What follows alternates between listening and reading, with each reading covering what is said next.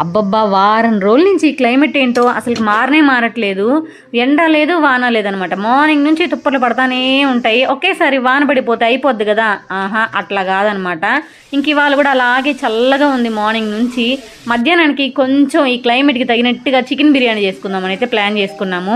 మా అమ్మ వాళ్ళ ఇంట్లో ఎప్పుడు చేసినా సరే బిర్యానీ కట్టెల పొయ్యి మీదే చేస్తామనమాట. ఒకవేళ మా ఇంట్లో చేస్తే, లేకపోతే తక్కువ క్వాంటిటీలో చేస్తే మాత్రమే గ్యాస్ మీద చేసుకుంటాము. అప్పటికే టైం 2 అయిపోయింది. మా ఇంట్లో వాళ్ళందరూ ఫుల్ ఆకలి మీద ఉన్నారు. ఎప్పుడెప్పుడు ప్లేట్లో వేస్తే తిందామా అని ఎదురు చూస్తున్నారు. ఇంకా అందుకే లేట్ చేయకుండా అందరికీ వేసి ఇచ్చేసి నేను కూడా కూర్చున్నాను అనమాట.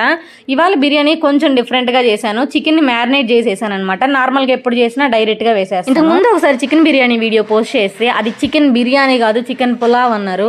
అసలుకి ఈ రెండింటికి మధ్య డిఫరెన్స్ ఏంటో నాకైతే అర్థం కావట్లేదు.